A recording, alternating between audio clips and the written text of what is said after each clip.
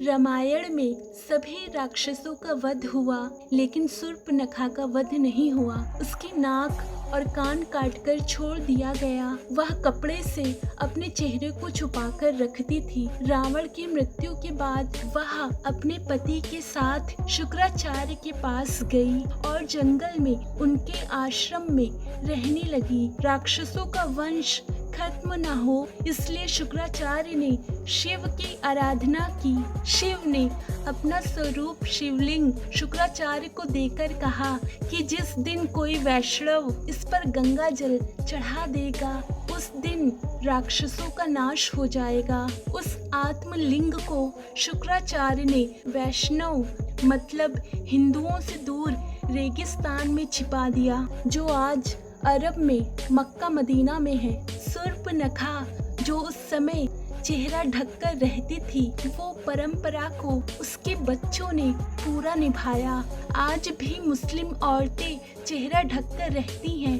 शूर्पणखा के वंशज आज मुस्लिम कहलाते हैं, क्योंकि शुक्राचार्य ने इनको जीवन दान दिया था। इसलिए ये शुक्रवार को विशेष महत्व देते हैं। अब जानते हैं इस्लाम कैसे पैदा हुआ।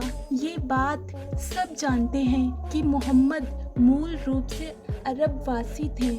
अरब देशों में सिर्फ रेगिस्तान पाया जाता है। वहाँ जंगल नहीं है, पेड़ नहीं है, इसीलिए वहाँ मरने के बाद जलाने के लिए लकड़ी ना होने के कारण जमीन में दफन कर दिया जाता था। रेगिस्तान में हरियाली नहीं होती है।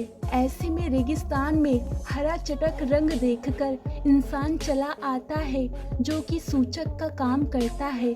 अरब देशों में लोग रेगिस्तान में तेज धूप में सफर करते थे, इसीलिए वहाँ के लोग सिर को ढकने के लिए टोपी पहनते थे। अब रेगिस्तान में खेत न थे न फल, तो खाने के लिए वहाँ अनाज नहीं होता था, इसीलिए वहाँ के लोग जानवरों को काटकर खाते थे।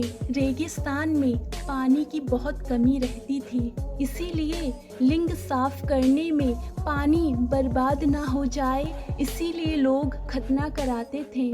सब लोग एक ही कबीले के खाना बदोश होते थे, इसीलिए आपस में ही भाई बहन निकाह कर लेते थे।